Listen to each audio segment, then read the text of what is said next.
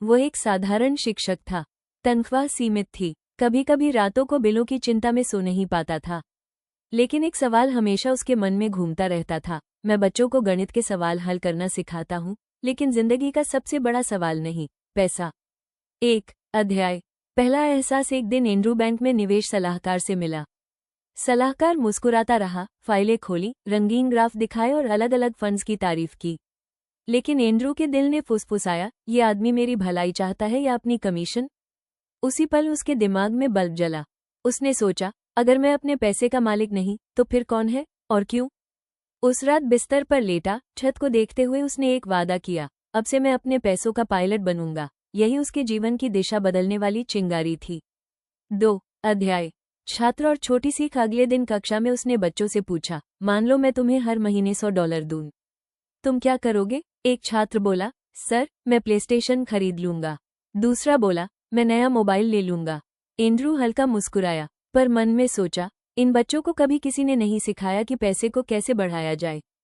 School ये नहीं सिखाता। ये दृश्य उसके जीवन का नया मिशन बना, असली शिक्षा देना। 3 अध्याय। बलिदान के साल। उसके दोस्त महंगी कारें खरीद रहे थे, लेकिन एंड्रू अब भी पुरानी साइकिल चलाता था।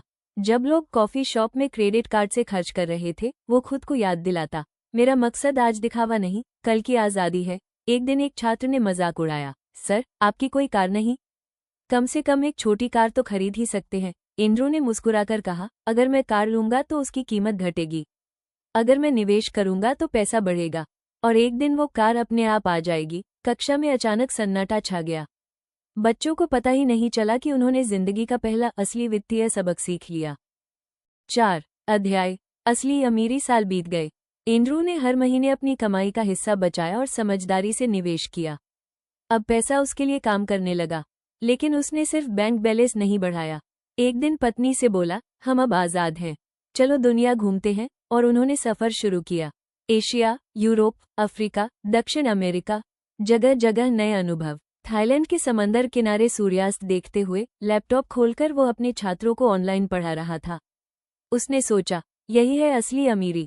पैसा मुझे वक्त खरीद कर दे रहा है, जहाँ चाहूँ जैसे चाहूँ जीने का। 5 अध्याय। 3 नियम। एंड्रू ने अपनी जिंदगी के सार को 3 नियमों में बांधा, और ये स्कूलों में नहीं पढ़ाए जाते। कि नियम 1, अपने पैसे का मालिक बनो, बैंक या सलाहकार पर नहीं, खुद की समझ पर भरोसा करो। पैसे को जानो, संभालो और सही दिशा दो।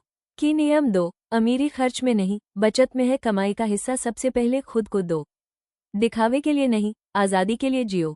कि नियम 3, पैसा बढ़ाओ लेकिन जिंदगी भी जियो, बचाओ, निवेश करो, संपत्ति बढ़ाओ, लेकिन सिर्फ खाते में नंबर के लिए नहीं, यात्राओं, परिवार, स्वास्थ्य और खुशियों के लिए। 6 अध्याय। तुम्हारी कहानी सुनने वाले दोस्त, क्या ये कहानी तुम्हें अपनी नहीं लगती? शायद तुम भी महीने के अंत में पैसों की कमी महसूस करते हो। शायद तुम भी मेहनत करते करते थक चुके हो लेकिन आगे नहीं बढ़ पा रहे। लेकिन अब तुम्हें पता है, ये 3 नियम तुम्हारी जिंदगी बदल सकते हैं। एंड्रू हॉल्म भी एक साधारण शिक्षक था, लेकिन उसने इन नियमों को अपनाया और असाधारण जीवन जिया। अब बारी तुम्हारी है। अपने पैसे का मालिक बनो, दिखावे की जगह आज़ादी चुनो, और पैसों को वक्त खरीदने दो। समापन दृश्य। कैमरा फिर से एंड्रू पर आता है। थाईलैंड का समुद्र, डूबता सूरज पीछे। वो मुस्कुराते हुए कैमरे की ओर देखता है और कहता है, अमीरी का मतलब महंगी चीजें रखना नहीं है। अमीरी का मतलब है अपने समय का इस्तेमाल खुद चुनना। स्वर, प्रेरणादायक समापन संगीत स्क्रीन पर लिखा आता है। स्कूलों में न